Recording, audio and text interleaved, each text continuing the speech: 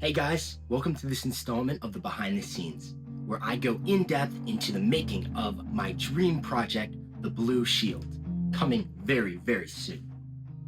In this episode, we're going to dive into the cinematic world of The Blue Shield and the framing behind that through the cinematography.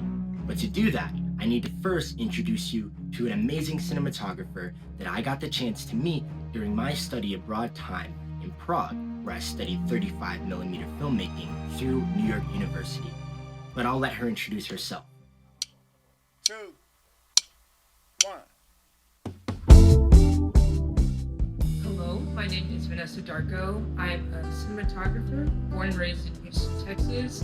And I first got into film because when I was super young, I was super obsessed with the Disney Junior TV show Doc McStuffins. Like completely obsessed. Like got to a point where I was like, okay, I'm going to be a biomedical engineer so that I could help make prosthetics for people who needed them because I was so obsessed with being a doctor. And then I realized that obsession came from the fact that she was the only representation that I had as a kid. And so I wanted to be a part of making and creating that representation for other little Black girls like me by employing Black artists in front of and behind. Generally, when it comes to cinematography, some of my biggest inspirations are Kira Kelly, first Black woman in the ASC, Sade India, she was one of the ASC Vision mentees, Autumn Artpaw, first woman cinematographer to win an Oscar for Best Cinematography. I just love their style and how they're not afraid to be bold with color and how richly they capture dark skin tones, and that's why I look to them as my inspiration. The inspiration for the Blue Shield was largely drawn from Seven. I mean, obviously it's police precinct, but also just the grittiness and the kind of colors and warmth in the highlights, that kind of thing was something that we wanted to be sure to emulate in the Blue Shield as well. I think when it comes down to choosing a project that I want to be a part of and leave my fingerprint on, it's a lot. Not only about the story, am I able to resonate with it? Do I feel like I would be able to capture it with integrity to the already existing artistic vision, just as much as it comes to the directorial partnership that's there. I personally also really enjoy working with Black directors, female directors, directors of color in general, because I feel like there's some sort of common ground and footing to start off with there. And we also have a little bit of that cultural nuance when it comes to stories that we want to tell in big and small ways. I like being able to work with directors like that. Generally, when I read through a script, is this story compelling? Do I see a lot of visually interesting elements that could be a part of? And do I feel like my visual style would align with the story's artistic vision? I feel like you can tell a film is shot by V. Darko if the colors are super bold and saturated. If there's lots of far side keying happening, warm highlights, wider aspect ratio. I'm a huge fan of that as well. And also if you can feel the excitement that went into the production of it through the screen, that's V. Darko. That's a V. Darko shoot right there. Let's see. As for the kind of things that I used to execute John's artistic vision for the Blue Shield, one of the biggest characteristics that I think of when it comes to like cop dramas or police movies and films are like blue streaks and like super bright highlights and things like that. And so I wanted to make use of the Cook anamorphics in particular, not only because they kind of give me that warmth and contrast off the rip that I like to see in my highlights and in my film that I get to be a part of, but also because the sides don't have such extreme aberrations that are typically characteristic of anamorphics, and the bokeh is really beautiful. We also did a lot of handheld for the moments when Eve is outside, because those are kind of her most,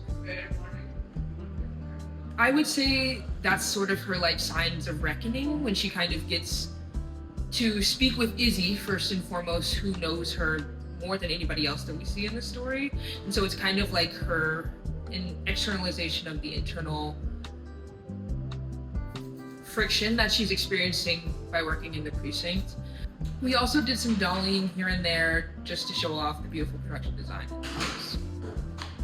I kind of wanted to use the floating sort of shot style for the confrontation in particular, because it's kind of like the audience doesn't have their footing and their grounding, so they never know whose side to really be on or who to trust in the story.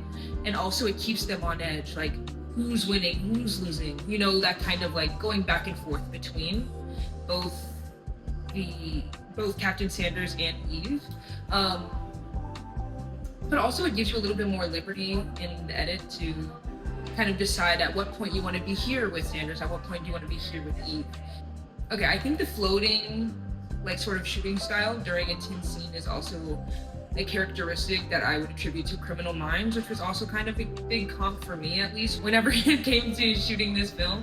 And whenever I watch Criminal Minds, I am like always on constant edge. So I think I wanted to bring that back in Sanders' competitions. Visually, I think Sean and I both wanted to kind of externalize the claustrophobia that Eve was feeling by not only blocking her in these pretty enclosed spaces, keeping her tight and not really freely moving about the precinct. Similarly with Maria as well, holed off in this dark, tiny room. And even in Sanders' office, she feels kind of holed up. It's very rarely do we see Eve walking freely through the precinct. It's when she believes that Sanders is kind of on her team, being that he was a former partner of her father's, and when she's finally deciding to kind of make the decision to rebel against the system. And those are really kind of the only times that you actually see the space in fullness.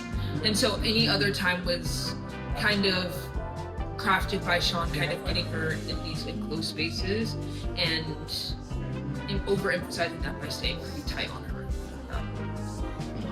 If I had to give a reason for you to come see Blue Shield at a festival or at a screening, I would say because it's kind of a question of your morality. When you watch it, you also kind of see yourself wrestling with what to believe, what not to believe in your life based on what you've been told. It kind of subverts your expectations in that manner as well. It makes you kind of question what it is that you are actually trusting up front. It makes you kind of question the system in general. How much are they actually keeping from us? What's being kept from us and why? And who is it to protect? Which I think is an important kind of question to leave with when you're finished watching Shield. And also because the movie was made by a bunch of wonderful and passionate filmmakers and who really poured their heart out, were paid attention to the details, and gave their all in every department that there is, pre, during, and post-production. It was truly a labor of love. So you should watch it for them,